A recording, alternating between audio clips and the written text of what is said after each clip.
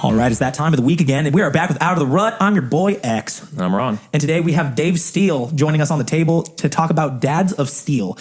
Very excited to get into them. I've known Dave for a long time through the gyms that obviously Ron and I have worked out. We always talk about the gyms Ron and I work at. It's how we know most of our people. But Ron, let's not delay. We only got our boy for a short amount of time, so let's have fun with it.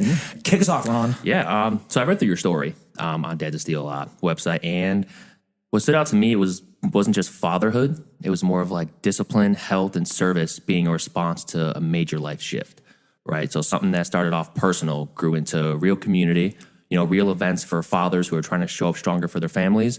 And I mean, now we're just excited to, get to know you, get to know about Dads of Steele, and, how you got where you are today. Heck yeah. So if you wouldn't mind, Dave, would you mind starting us off with like a brief history of how Dads of Steele got started? Sure. Yeah. And thanks again, guys. It's been a pleasure getting to meet you guys, especially at the gym and now doing this podcast. I'm excited. I always tell the story. There's two parts. So professionally, I worked in social services for about 14 years, and I saw the impact of a dad not being present in these kids' lives. One day I was working at a juvenile detention center, and I just was curious. We had about 40 kids locked up, and I went through everyone's chart, and there was 4 or 5 dads that were in these kids' lives out of 40. Damn. Very low. So very low. So I worked anywhere from a residential treatment center, a juvenile detention center, a group home, in a behavioral classroom setting. But what personally, how I started Dads of Steele, the landscape behind that, the genesis was back in 2015. My wife and I were expecting our first child. And to rewind the tape, life experience, you try to do everything right. We got married, we bought our first house, we were expecting our first child. And then on May 28th, 2015, Aubrey Violet was born. And then unfortunately, the next day, due to medical complications, she had passed away. And so, going through the grief process, sidebar real quick, Dads of Steele, it's kind of a play on words because it's my last name, but we try to highlight men, dads, being vulnerable. So, whenever I get a chance to, especially with, two good dudes like yourselves, I'd be happy to kind of share the story. But, going back, losing Aubrey Violet, it was tough, both on my wife and I. And for us to still be married almost 12 years in July, we beat the odds. When you lose a child, I don't know what the stats are directly, but, staying together through that loss is tough. Yeah, you see it all the time the degrees of separation between someone who's lost someone and the relationships that break because of it, or it's hard. It's a hard thing to recover from. It's a hard thing to recover from. Yeah, and so my wife at the time was in the teaching field. She had 3 months off. I had to go back to work in 2 weeks. So to process losing a child, picking my stuff up together and just kind of moving forward was challenging. I look back to the little things of the dishes not being done and this and that. And we would get in these little fights, but it wasn't because the dishes weren't done. It was because we lost our daughter. And I, at the time, didn't have the support. I didn't have the grief, group behind me. Didn't seek out therapy. Didn't think I need therapy, right? As men, you're yeah, forget that. We don't need it. So to fast forward, and I'm going to give you guys a behind the scene, some people know about this, but not a lot of people know. Sure. Yeah. Aubrey was born on 5/28. I had heard a song leaving an interview for a job called By Your Side by 10th Avenue North. It's a Christian group. Yeah. It just resonated with me. And I thought at that moment it was a sign that she was saying, hey, Dad, get yourself together. You put on 30, 40 pounds. I was up to 260. And I played college ball, and I was always at a sweet spot of 215 to 225. Sure. And so I was sluggish, how I was dealing with my grief. I was eating, I don't know if I can swear on this. You can swear as much as you want. I do it all the fucking time, dude. I was eating shit food, man. I was eating McDonald's breakfast, Portillo's lunch, followed by dinner of just bullshit, right? Sure, yeah. Whatever's in the fridge, eating anything. Just didn't give a fuck. And then when I heard that song, it just kind of was, it was a sign. I felt like she was talking to me, hey, I'm in heaven. I'm okay. And kind of get back to it. So that day, I remember going to Lifetime in Romeoville. I was going to Lifetime in Romeoville at the time, and I was walking and jogging on the treadmill. And after an hour, I'd burned around 500 calories. Yeah. And how my brain works, I put things together, I piece things together. And at the time, I was like, you know what? I'm going to honor her and get back into shape and burn 528 calories every time I step foot into the gym. And to fast forward, I did that for a couple months. I was at the promenade in Bolingbrook. I walked outside and saw this GNC kind of a flyer that said, hey, if you got an inspiring story, why don't you share it with Men's Health? And I said, you know what? I want to, my motivation was to have Aubrey still motivate people, inspire people. I just didn't know how that was going to happen. Yeah, you didn't know like what type of structure you wanted for that motivation necessarily at the time. Yeah, so I submitted my before and after photos to Men's Health, shared my story, and it got picked up. And I was featured in a Men's Health article honoring Aubrey, saying my workouts was to honor my late daughter. After that happened, there was some momentum in terms of people were kind of seeing my personal stories on Facebook and this and that. And I had my wife's friend's husband reach out. And at the time, you're just thinking like, how can this thing like really help people? And so, believe it or not, we actually created Dads of Steele as an LLC. Okay. And throughout that journey, you get the guy's a nice guy. I'm not gonna say anything bad about him. When you get someone throwing you like 20 grand at you and said, hey, build a website, build a logo, run with it, go with it. And I'm still grieving too at all this time, and I want to honor her. It was like, okay.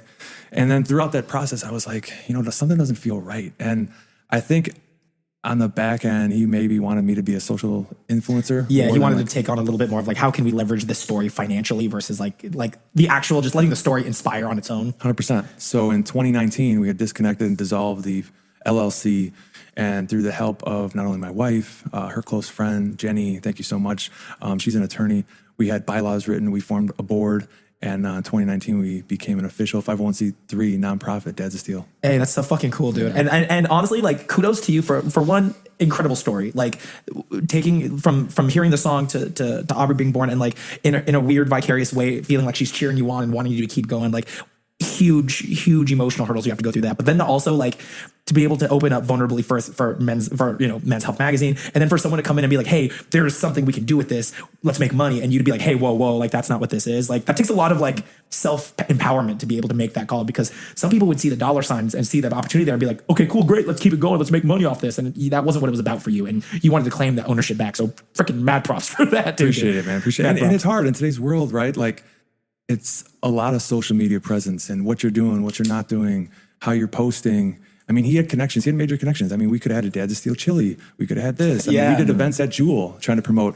But looking back, like something was pulling at my heartstrings, was like, hey, this is going down the wrong path. Yeah. I didn't want it to be about Dave Steele. I wanted it to be about how can Aubrey, through my vision of just the professional story about how I know that like dads need to be more present. How can dads be more focused? And it wasn't about Dave Steele, the influencer. It was like Dave Steele wanting to inspire people because of this thing, and other like-minded people or people who have gone through similar things to help propel them into happier lives and stuff too. Like, that's really cool, man. It's super admirable. Like, it seems like you've had a pretty strong sense of like who you are and who what you've wanted this to be. And again, to not waver on that mission and that idea is admirable, because again, it's a sad reality that tragedy sells.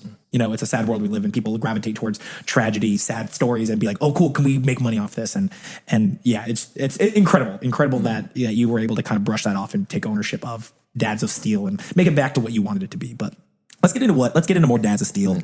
When you like in life, a lot of people who go through tragic experiences, it defeats them, right? They don't have the drive, they don't have the purpose that you did. What do you think set you on that path to actually have that purpose, to be like, you know what, like I need to make her proud and I need to make this mean something and just build an entire community? Because like that's in itself is such an impressive thing to do, right? Like you're bringing people together, you're getting people to understand each other and work together to build like to make people become better fathers and understand like what it's like to have a loss, and like what is the true purpose behind Dave Steele? Yeah, so I don't take lightly. Like I've had a lot of great mentors in my life, whether it's coaches, my father, other people that are older. I always try to take things in as a sponge. And, when I was going through the shit, the grief, I was often thinking about what my college basketball coach, Coach Hodge, would say before practices. Hey, fellas, we might be on a 2 or 3 game losing streak. And he'd be like, hey, in life, it's all about peaks and valleys. Right now we're in a valley, and you're only going to be in that valley for so long before you start climbing up.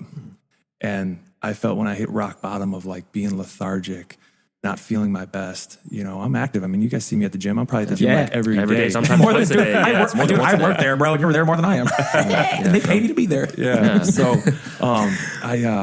that and the song and just getting back on my feet.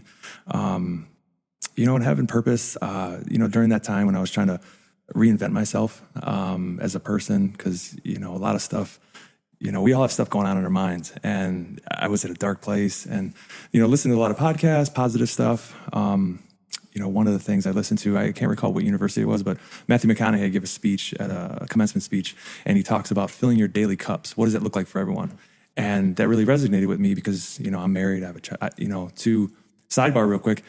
After we had lost Aubrey in 2015, on May 29th, the doctor basically told us, hey, if you're going to have another child, you should start early. So Madeline was born on May 16th, 2016. So we technically have Irish twins. And so, Madeline, she's going to be 10 this May, healthy, beautiful. Love it. So proud of her and the young woman she's becoming. And around to answer, to kind of finalize that question, I looked at it as like, what's important to me? If I had 5 daily cups, family, my health and wellness, my friendships, my job, and then Dads of Steele. And so if you can go every day and fill that cup up, I feel like I can go to bed peacefully, balance is good. I think ever since that happened for me, it's important for work-life balance. I'm a huge advocate for that with dads that are like traveling a lot. How are you able to, pay your bills, but also you got to be present as a father, but hopefully that answered your question. I do. Yeah. That and some, dude. Yeah, right. Yeah, I have a quick question for you, Dave. Like, at one point, so you cut the LLC out. You're like, okay, we're a nonprofit now. What was your method of, or at what point was it no longer just Dave Steele and Dads of Steele? And when did the other elements and the other individuals associated with Dads of Steele, when did they start getting involved? And how did you look to grow your community? What was phase one of growing that community? Yeah, so phase one, to be an official 501c3, you have to have board members. You have to have like a president, vice president, a treasurer, and then you can have like someone that maybe doesn't have a title. They just are going to be like a board ambassador. Sure. Finding the right people that, not only like live the Dads of Steele way, but just, good people. So we're on our second board. Full transparency, the first time we did the board, there were a lot of just close friends and a mentor of mine. Yeah. Mainly town. If we had 7 board members our first go, at least 4 or 5. Hey, the gym's a great place to meet people. Yeah. Like it's again, a lot of like-minded people too. Like if you're open to if you're willing to open yourself up and have conversations with people at the gym versus just throw your headphones on, like it's a great place to get to know people. For sure. And so finding and building a good cadence, because you have to have like monthly board meetings, and then just what are we going to do quarterly for events, or how are we going to help Dad when we raise money? Where was the money going to go to? Because that's like the $1 million question. Like, hey, we love Dads of Steele mission, but how do we, what is my money going towards? Yeah. Obviously there's some operational costs with the website and this and that, but unfortunately we've found other dads that have lost children and maybe are going through a rough time. They might have lost their job, and we've thrown events to help them and donate money to them. Hey, that's awesome, man. I didn't know you needed a board. I know very little about for nonprofits and stuff. I didn't know you absolutely needed a board in order to be considered one. But How much do you think a father's habits affect his family and his children, like his daily habits? Yeah, no, great question. And we tried to, we weren't going to reinvent the wheel with Dads of Steele, but we wanted to put something out there that resonated with dads, something that was easy. Nowadays, especially right now with 2026 just starting, it's like, what's the goal? What am I going to do? And, I know the 75 hard is pretty popular for men and women. We have a challenge right now that it's 30 days, or excuse me, it's only 7 days, but it's 30 minutes a day, uninterrupted time with your kid. So that's no cell phone, put the electronics away. love that. I like that. We're Yeah. cooking now. Yeah, so that's that could be anything from when they get home, doing homework with them, doing a puzzle, doing Legos. I came from the sports world, so where I might spend 30 minutes with my daughter playing volleyball in the sunroom. Not every dad's going to do that. So so just to be clear too, we're a very inclusive dad community. Dads might want to play play Legos with their kids, read a book, maybe play the guitar. Anything that's going to focus on quality time with their kid. 30 minutes a day. And then after 7 days, it's like repetition. It's like, wow, I had really good impact, Honestly, after 7 days, it's kind of baked into your schedule because you challenge yourself and you've carved out that time. It's like, how hard is it then to just keep carving that time out every week, Yeah. That is actually really cool. And then to add that, it's fully an hour. So the other 30 minutes is time for yourself. So maybe that's someone that hasn't been to the gym in a while and they want to go outside and walk for 30 minutes. TED Talks are only like less than 30 minutes. So listen to a TED Talk, maybe meal prep for the week, anything, maybe it's prayer, maybe it's just, doing something in nature, connecting with another dad and talking to him for 30 minutes. Because you'd be surprised, like when something happens to you, especially loss, you start like tunnel vision, thinking to yourself, oh my gosh, this has only happened to me. Why me? This and that. But then when you kind of unlock that like vulnerability and want to talk to others that have same experiences, you start connecting. And that's, I think, when, the healing gets done. I think that's like one of the biggest things is we wait too long for something like that, right? Like that gets lost in the wind, spending time with their families, spending time with their friends, like, parents spending, quality time with their children. It's like we're always so busy. We're working, focusing on so many things, just building a life. And it sometimes takes tragedy to realize, like, I need to take a step back and realize what's around me, the people around me, and to just embrace it and really appreciate it. It forces you to kind of reset your priorities a little bit. Yeah. Hey, this thing before the tragedy, right? This thing that I thought was so important, it was the most important thing in my life, all of a sudden isn't the most important thing because you just experienced something incredibly traumatic that threw a huge curveball in your life, in the lives of the people that you care about, your wife, your family beyond just your immediate one. And I agree. It forces you to sort of reset your priorities a little bit and ask yourself, like, what is the most important thing to me right now? And especially once you start getting kids involved in that, it's like, it's challenging because society makes it so hard as it is right now to carve out that time, but it's so important that you do. And the impact that it has on your own life as well as your children and the people you care about is just, it goes without saying that it's just an incredible impact and it's an important one to carve out. So the fact that is such a big focus that you guys have is great. Yeah. Filling your cups. And then, I will say too, in all honesty, my wife's great. I think having a significant partner that is going to not only push you, make you better, and work with you, right? Like, there's a couple days a week where I like to go and get to the gym at 5:45 in the morning, and that means she has to, take leadership and get my daughter out to school at times. And I know, single parents and stuff, it's more challenging. You got to find a sitter. Maybe if you got to go to the gym after work and this and that. But I think it just goes back to what do you prioritize? Yeah.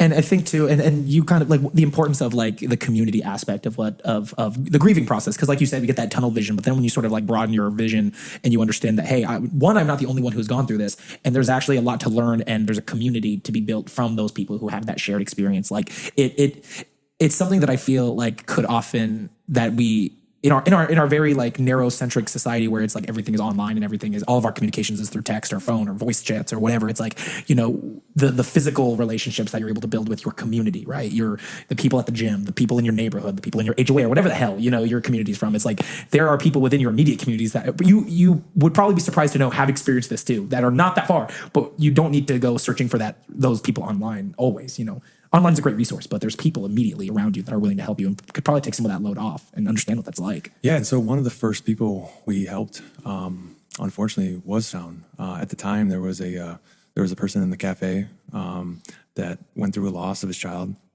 and one of the ladies in the cafe said, "Hey, you need to." I was walking like by and like leaving, and she had mentioned to him, "Hey, you need to connect with him. I see some of his stuff on social media. Dads of Steele has an Instagram page, and I see some of his stuff. You need to connect with him." And so I had talked to this individual. Unfortunately, at the time of him losing his child, he lost his job. He also had a wife and some other kids. It was around Christmas time when we threw our first Christmas karaoke event. Oh, cool. And we picked this individual to help out in however way we can. And to fast forward at the end of the event, we were able to give him 1 month of mortgage payment. Damn. A month of free gas. Oh, and then some extra money for his other kids for Christmas. Yeah. And then some extra like grocery money and stuff like that. Hey, that's really cool. Because it's those small things that accumulate into much bigger things. And it's like, obviously those things aren't going to take away the sadness, but it is going to take away some of the edge so that way you can at least dedicate more time to like really experiencing that sadness in a cathartic way that's going to help move you towards like recovering, because like I'm a firm believer that like, a lot of those feelings that I feel like we often are scared to feel, like anger, like sadness, like whatever, like they're just as important as any other feeling that we're able to feel, like happiness, like, excitement, things like that. And it's important to still open yourself up and be vulnerable to those feelings. But by taking the edge off with mortgage and gas, it's like, okay, cool. Don't worry about that stuff for a while. Just worry about grieving and figuring out what's next for you. Cause there is a what's next. That's what's important. There is a what's next. And like, just not only that, is like when those kind of things happen, like you feel so alone. Like when you lose somebody or like when you lose a job or like you just can't pay your bills, like you just feel so alone. You just want to back yourself into a corner. but just knowing that you have people out there like, hey, like we know what you're going through. We got you, right? Like just knowing like the sense of that just shit makes makes me people emotional, dude. Right, it does, because like, you know, like you don't really realize like how much you need that until someone steps up and say, hey, like just reaches the hand out when you're drowning. Like it's more, I feel like that's like, that means more than anything. And it's a pretty big, and I feel like we kind of touched on this earlier, that it's a pretty big stigma in men to like not want to experience those feelings or like really Or suppress them. help at all. But like sometimes like it takes like an organization like yours to be like, hey, I'm not going to say you're not okay, but like if you need help, we are here. And like sometimes that offering of help is like, it's enough to kind of unlock something in our brains as stereotypical quote unquote dudes of like, hey, this person clearly knows I'm going through something, and like maybe I should open myself up to actually like receiving help, because like last thing you want to do is admit that there's a problem. Last thing you want to do is ask for help because it makes us feel quote unquote weak or soft or whatever the stigma is. But it's like, you know, we all need that sometimes, and sometimes you need that person from the outside to tell you, hey, you might need some help, and we're here for you. Like, you're not in this alone. Yeah. And we, you know, some other dads that we've helped, you know, and this has all happened organically. Like we don't have a social media presence out there saying like, hey, if you need help, yada, yada, yada. Yeah. You know, it's been, you know, two quick stories. You know, I don't want to get too emotional talking about it, but we had a dad hit our website that came up from Arkansas. He was living in the Chicagoland area, and he wanted to take his son away from this, you know, addiction that him and maybe his ex had down south. And so he escaped that, and, you know, organically saw our website, hit us up. Me and my mentor and one of the board members, Don, met him at Midtown. We love Don, dude. Shout out to Don. Yeah, Don Ranier. He's the Don father. The Don father. Shout out to you, Don. If you're listening, we love you, brother. He's awesome. Yeah, we could talk about Don all day. But so Don and I met this individual. We did a workout with him. You know, kind of in a way like it wasn't like screening him, but we just wanted to get to know his story, get to know him better. And throughout that, we found out that he was kind of in a little bit of a rut, trying to find a job. We had some resources with Dads of Steele that we were able to write him a nice little check to not, you know, worry about maybe a couple of weeks of The immediate need for a job. Yeah. And we also, so that money also, I think it went to his kid wanted to play football, youth football. Yeah. And he had a hard time like with $300, you know, with that fee. Hey, it ain't cheap. So that went towards the football. Hey, that's cool. Getting his kids into something, helping him out. Like that's fucking cool, dude. No, yeah. And it's like I never really knew like how deep like Dads of Steele went. Like obviously we've had conversations, and it's like I knew it was a thing. Yeah, I've known of you guys for a long time. Yeah, but like obviously we've never like had a deep conversation about like what you guys are truly about. Which now I'm glad that we did, because this is probably one of the most inspiring stories. Yeah, and, like, the layers businesses to that this. you can just like, you know, start and come up with and just build on. Like it's Like, do you feel like this is like a calling for you, or like this was like through this tragedy that you experienced? Do you feel like you found a calling in what you do with Dads of Steele? Is it, you know, is it something that you're kind of just taking in stride of like, hey, this is what I'm doing right now, but maybe it'll change? Or is this like, hey, this is who I am, and this is what I want to be a part of, and maybe make part of your life's work? I know you're not an older guy, like you're still fairly young, like not to make it sound like your whole life is dedicated to this thing for the rest of your life, but like, is that how you feel about Dads of Steele? So it's a part of me. You know, it's something that I want to help people. You know, being in social services for 14 years, I feel like I've always had like a compassionate heart. Yeah. Another quick story. There was a childhood friend of mine. He opened up a deli up in Wisconsin, and he was always been a fan of Dads of Steele, and I thought it'd be a cool concept to maybe name a sandwich Dads of Steele for the month of June. Heck yeah, that's cool. And so a bunch of proceeds went to Dads of Steele after the month of June. And then we had a hard time because in Wisconsin, I didn't have too much outreach out there because I was from the Chicagoland area. And so Paul, shout out to Paul and Squingili's Deli up there. He organically found a gentleman that just went through a divorce, had multiple kids. And we had kind of screened his social media account, and we found out that he liked going to the gym. And so we just felt that was right to maybe pick him as our dad. And so we met him at the deli. And it was neat. So we gave him a check for the whole year to pay for his Planet Fitness membership. Nice. And then we gave him an additional, generous check to do some summer activities for the kids that summer. Nice. And so to answer that question, when we get these stories that come up about maybe how we can help dads, not only have lost a child, but dads that are maybe just going through something, then I get called to like, all right, we kind of rallied the troops, rallied the board members, and like, hey, are we going to throw another bags tournament? Are we going to do a Christmas karaoke event? Are we going to do something to raise money for this dad? Yeah. As far as like the stories and the dads that you've worked with, have you ever had like young dads come in who are like maybe first time parents that have like just no idea, or maybe you're kind of scared of parenting, reach out to you guys, be like, hey, I'm a new dad, I don't know what I'm doing, help? Because I think that would be me. Yeah. I'd be like, I knew that my experienced fathers help. I don't know what I'm doing. I mean, now I'm not a father, but now I know where I'm going. I'm calling 1-800 Dads of Steele. Yeah. Call them up. Hey, Dave, can you help me out here? I don't know what I'm doing here. Yeah, and You won't stop crying. what's wild is I think that's what the challenge for us is, because we have some board members. I mean, these board members are like family. I love them, but any good friend is going to challenge you, right? Yeah. And we've had some friends, or I've had some board members that are like, hey, why aren't we taking this thing 0 to 60? You could just fucking take off. And me and Don a while back with Colleen, my wife, said, what does Dads of Steele want? Does Dads of Steele want to be a mile long and have 100,000 followers and be an inch deep and make an impact? Or do we want to be a mile deep and reach a lot of people, or the people that we reach, we're really making a direct impact, and then be, an inch long? And we wanted to be a mile deep, and That's an interesting way of putting it, because it is true, and I think it is kind of a conversation that a lot of nonprofits eventually have to ask themselves is like, hey, do we want to help a lot of people a little bit, or do we want to help a few people a lot? And it seems like, I mean, through being able to like take the financial load off of some of these people who have reached out, it seems like you guys have opted the idea of wanting to help a smaller pool of people, but in a greater capacity.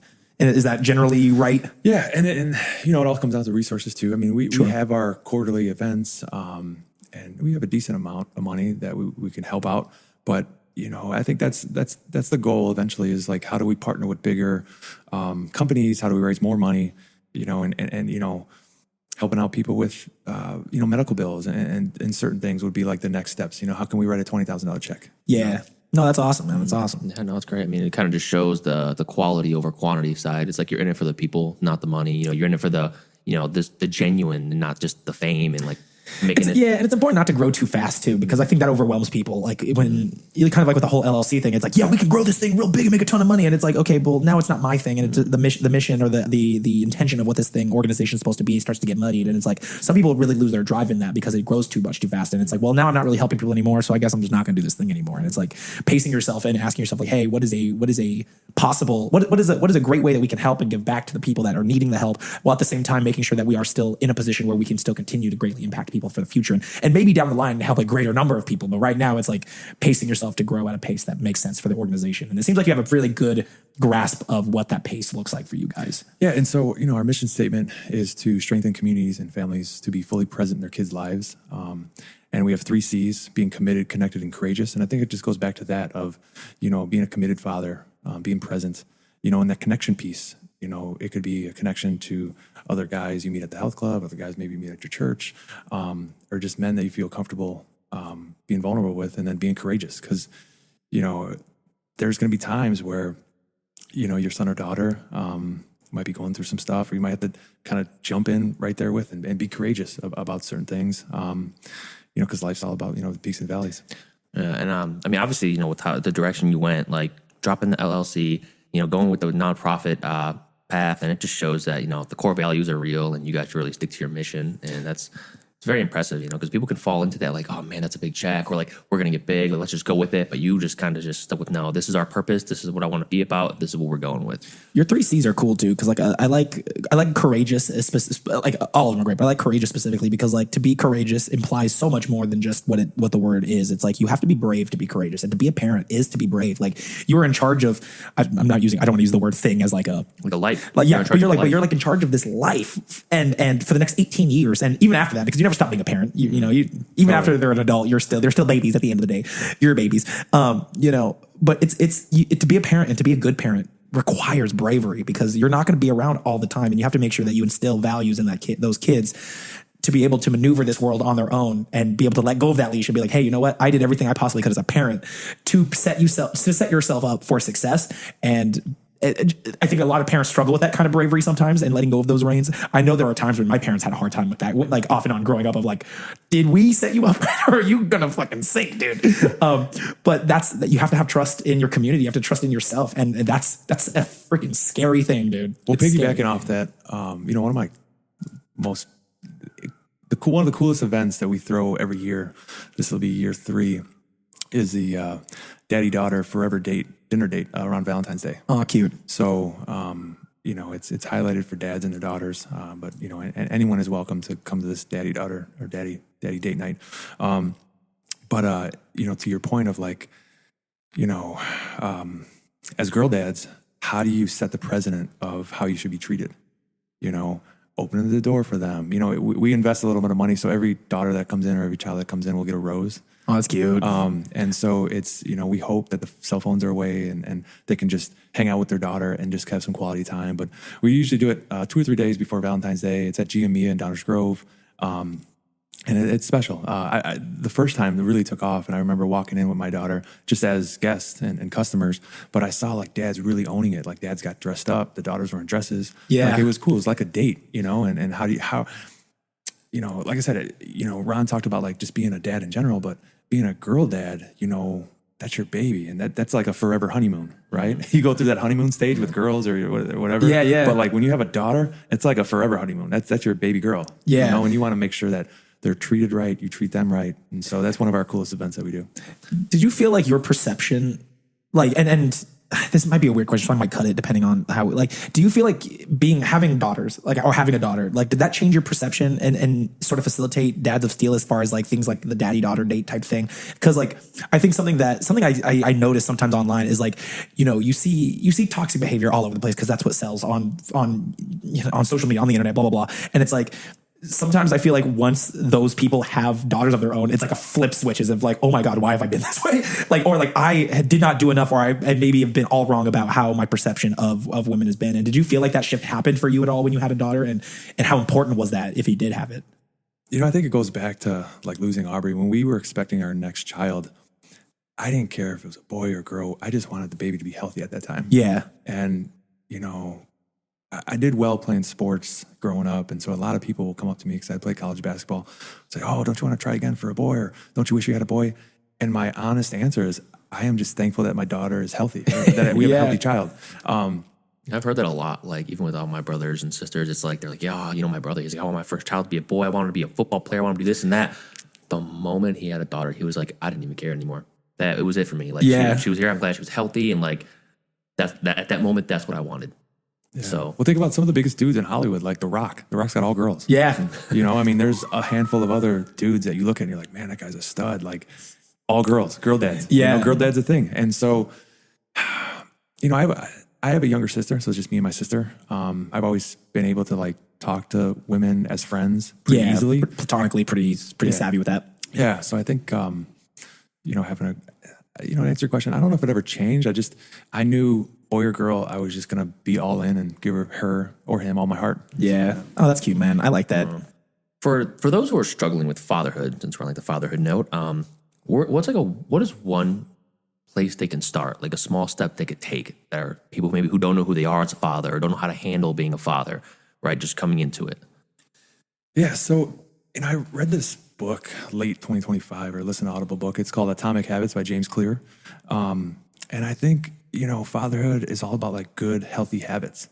And, you see stuff out there like dad goals and this and that. But if you put good systems in place, good habits in place, those will ultimately achieve your goals, So I would say to any, young dad or any dad that's maybe just feels like he's like up to his neck. He's like, oh man, I can't do this. Like take a step back, breathe, know you're not alone, and just take out the pen and paper and prioritize like, hey, I'm going to do this one thing tomorrow. And it's like that drip campaign, I'm in sales, so I can say.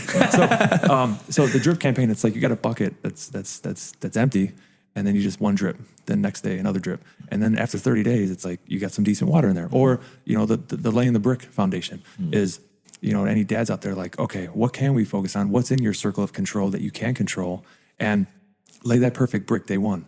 By 30 days, you got a beautiful wall, and hopefully that makes sense as far as like, a metaphor into like just what's important to you, what habit do you want to focus on?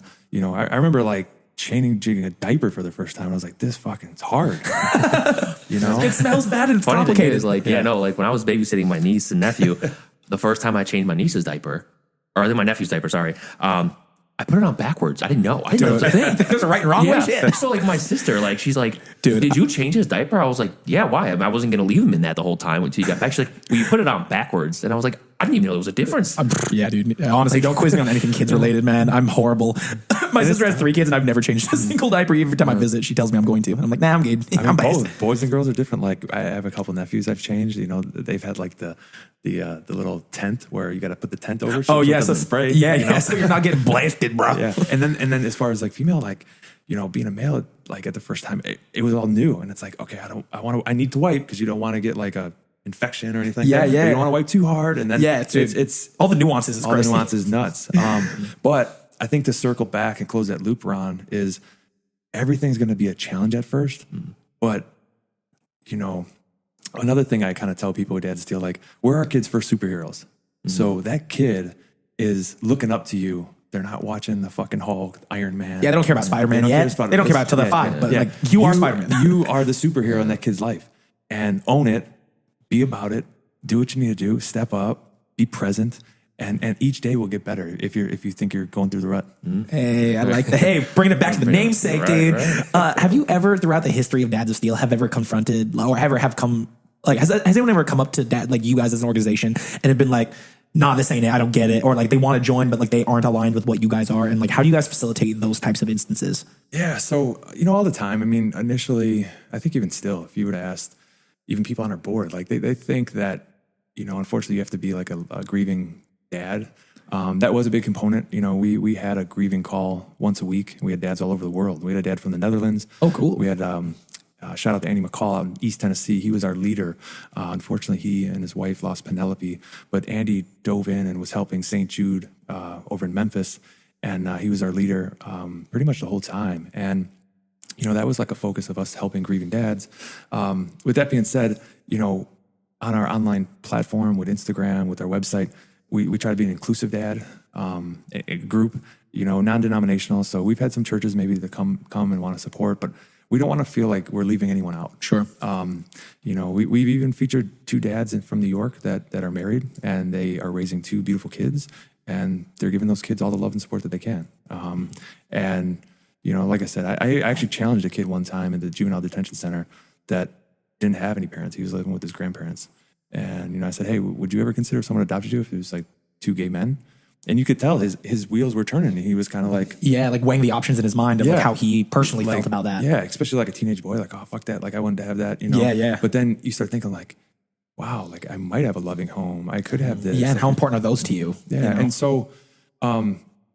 you know, we've had a little bit of backlash with that. I mean, I remember posting a photo, and you know, I think that was the only time we had like someone troll, because I was like, sure, did someone truly want to be a hero and try to like knock dad just being present? Like, yeah, like I imagine it's kind of a hard argument to, or like a hard thing to fight, to be like, how dare you help dads be present? Fuck you. Yeah, it's like, okay. Yeah, so we've had like minimal trolling, which is awesome. That's good. But you know, I think something like this, like it's kind of hard to troll it, or even like want to troll it, like because it's like there's such a good people find a way. behind. People find a way. People just suck. The haters, like yeah. Like they're just like one person. Oh, dad's happy. Fuck you guys, dude. I'm miserable. Men aren't supposed to be happy, supposed to be miserable. Like, and to your point, like that's how the cycle's broken. Like if they might have had a fucked up childhood, that doesn't mean they need to go piss on it. Yeah, like step up and be a good dad. Yeah, and like we again full circle to the beginning. Sometimes it takes seeing others living that life to be like, oh, I don't have to be this way. But because it's so normalized for them, because they probably themselves have had a tragic relationship with their parents or their dad specifically, it's like,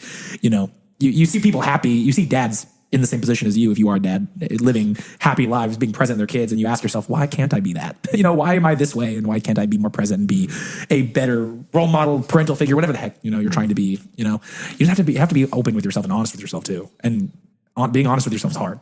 It's hard to look at the mirror and be like, hey, I'm maybe not the best person in the world. I could be better. You know? Yeah, totally. What do you believe these days that men are struggling with? Not just fathers, but like men, because obviously we're men before we become fathers. What do you think we're struggling with, and how do you think we can, like, what do you think we could do about it? What steps do you think like we should be taking? Yeah, I think, man, let's see. It's a loaded question. It's a tough one, yeah, because there's so many like avenues. Yeah, I think, you know, reality kicks in. Like I'm about to be 44 in June, and, you know, looking back, you know, I would say, what are men, what are dads struggling with? You know, unfortunately, there are some people, like, I want to be fully transparent. When I was in my 20s, I got everything out of my system. I was working downtown. I was a nightclub host. I was single, and then I got an opportunity to travel the country for 4 years, talk about cars, ballin'. and be around hot chicks. Right? Yeah. Who wouldn't want that job? That is the 20-year-old dream. You know. And unfortunately, I think maybe there are some people that are struggling. Maybe there's things that they wish they could have did, and all of a sudden life happens. They get married, they have kids, and they have some regret. And to move forward are often, whether it's like working with a grief group or whatever, we're not moving on from situations, we're just moving forward. And I would say there's different chapters in your life, right? Like, how do you close the chapter? And, everyone's got what's the word I'm looking for? Everyone's got a vice, right? Mm-hmm. So nowadays, with the internet and everything, porn is just like so easy to look at, right? It's everywhere. It's super way accessible. too accessible. Yeah. Way too accessible. So maybe there's a dad or there's someone that's looking at porn and they're not spending that quality time with their wife, or they can, they can't shut that off, and maybe they're struggling with that. Or some people's vices are, I always hear the funny thing, like, oh man, like you fucking spend a lot of money at that gym. And I'm like, yeah, it might be $160 a month, but I don't smoke every week.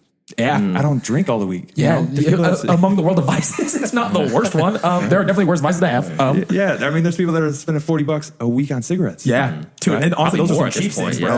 Yeah. Sometimes I'll buy cigarettes for my maintenance guy whenever he hooks me up, dude. And dude, those suckers are like $20 a pack, dude. I'm like, ah! Yeah. So Jesus. I think more than that, I think 22. I don't want to get sidetracked, so I'm trying to come up with this. Yeah. Okay, so just maybe narrow it down a little bit, because that is like a loaded question. Broad. What conversations do you think that we're not having, like with Enough. men, that needed to be had?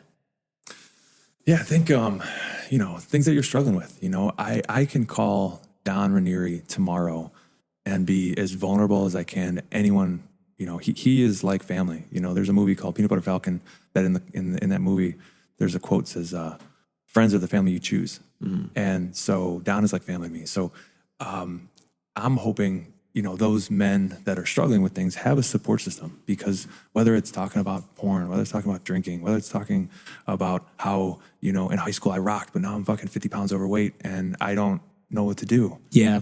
How do you have those tough conversations? Like, I remember, a lot of people when they meet me, they've been like fans of Dave Steele, and they want to please Dave Steele. And I had my buddy Chris Johnson one time threw a curveball at me, and I was like, "What did this motherfucker say? What did he say?" I wanted to be like, "What?" Yeah. But you need to have friends that will call you out on shit and try to make you better. If you're, sometimes you ever hear about you might have friends or family members that are like the vampire negative suckers, that they just they say they see Ron or they see X and they're like, "Oh, he'll listen to me, but all I'm gonna do is complain about shit." It's like, okay, when have you stepped up on the other side and been like, get your shit together? Like, okay, first, how can I help you? What can I do to help you? And then, why do you keep going through this vicious cycle? I think as men, it's tough, right? Look in the mirror, say, hey, here's the problem. I need to address it, and I need to go head on. It's tough to fix stuff that's been broken for a while, And that's how you get off the hamster wheel, is the admitting part, and then following up with the steps to actually solve the problem. But yeah, you have to get off that hamster wheel somehow, man. We kind of touched on this a little bit, but I want to kind of highlight some of the cool events that Dads of Steele has done or continue to do. Mind going into a little bit of that? You guys do a lot of community outreach type stuff. Dive right in for us there, Dave. Yeah, so we had before the town got rid of the basketball hoops. RIP. RIP. We had a 3-on-3 basketball tournament. That was great. We had 20 plus teams. We might do that though somewhere in the near Chicagoland area in 2026. So be on the lookout. Shout out to Chris Jakubiak. He is the owner of Hustle Fitness in Willowbrook. He is a board member and he's owned this bags tournament. And we do a bags tournament twice a year, raise some good money. But to Ron's point, it's a good community event. I mean, we've had 25 teams. That's a great turnout. Men and women. Yeah, especially on a Wednesday. Yeah, dude, even better, dude. Heck yeah. Yeah. The daddy-daughter dinner date. We've done Christmas karaoke at least 3 times. And then, we're always looking to partner. We've done a self-defense class with a lady out in Downers Grove. She partnered with Dads of Steele, and she wanted to teach, especially young women, how to defend themselves. Sure. Super important. We did a Dads of Steele pickleball. Yes, it's been centered. A lot of our board members are around sports and fitness. Sure. But, I have a cousin that loves what's that? It's the gaming thing, the Dungeons and Dragons. Oh, heck yeah, D&D, baby. Yeah. So I met a gentleman at the gym not too long ago that he might soon be a board member, and he's all about that. And I'm like, why don't we Shout out to Stranger Things, making that shit popular again. That's what I'm talking about. Why don't we have a Dad's Steele D&D night? Honestly, that kind of sounds badass. I kind of want to have a kid just like going that shit. Saying, like, I think I'm just going to become a dad just to be part of Dads of Steele. I mean, it sounds fun. Like, Dad, like, what were you thinking when you had me? Well, let me tell you. We started with Dads of Steele, and then, I felt left out. Part So of it, yeah. There's this cool club I wanted to join, but I had to be a dad first. No, but that's cool. Like, again, branching with different options to make it more accessible. Like, that's cool. And I mean, like, we're in an age now where like being a quote unquote man isn't so much of fitting into a box anymore. It's like people can like what they like now, and like to see again an organization like yours focusing on the experience of parents and dads spending time with their kids and branching it out to be as accessible, and so that everyone going through this thing or looking for help can find help and find a community. Like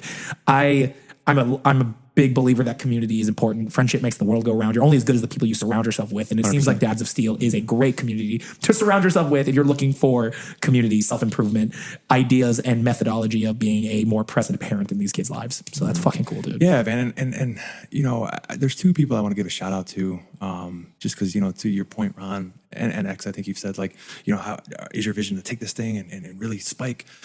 Well, in a way, I mean, big shout out to Dave Edwards, number 76 on the Buffalo Bills. He has been a supporter of Dads of Steele now for over 4 years. He's a young father, and there's about 1,400 NFL players, active NFL players, and there's about 1.5 million registered nonprofits in the country. Well, last year, actually 2 years now, 2024, he wore the Dads of Steele logo on his cleats for My Cause, My Cleats. Oh, that's cool. Hey, getting the brand out there and getting people asking more questions and looking you guys up and seeing what you guys are about. Yeah. So with that, I mean, we were on a national platform. We got a great photo of the logo and the cleats. And like I said, in a way, as far as like getting our name out there, we have. But right now, I think the focus is, especially in the Chicagoland area, we come across dads, how do we help them? How do we have them become better fathers? Another shout out to Sheila Wojak. I've always got approached about like, oh, you guys have a badass logo. Are you going to have any merch and this and that? Yeah. Well, Sheila started her company called Alter Inc. And, she designed hats, the hat that I'm wearing right now, multiple hats. I've been looking at that hat, dude. It's so cool looking, dude. I just realized it's half the Superman symbol. Yeah. So cool. How we got away with that is the steel beams are protecting the words Dads of Steele. But cool. What if DC Comics wants to come after us? I'm like, that wouldn't be a bad thing. I don't think they're worried about it. Honestly, they got bigger. They have bigger things to worry about, like actually creating good movies. Yeah, attacking you, DC. But yeah, there's merch. So we encourage any dad that might take the challenge if they want to, if they're proud, or shoot, reach out to me directly, David@dadsofsteele.com, and we'll send you a free shirt or free hat if you can commit to the 7-day challenge. Oh, that's cool. I was going to do shameless plug, but you already did it. I'll probably have you do it again just for reiteration. But I know we're almost at time. Is there any last final message for people who might be listening that might be looking for an organization like Dads of Steele? Like any final words for those people? Yeah. So like I said, we are our kids' first superheroes. After experiencing a loss, like we did, I don't take fatherhood lightly. Neither should a first-time dad or a dad that has multiple kids.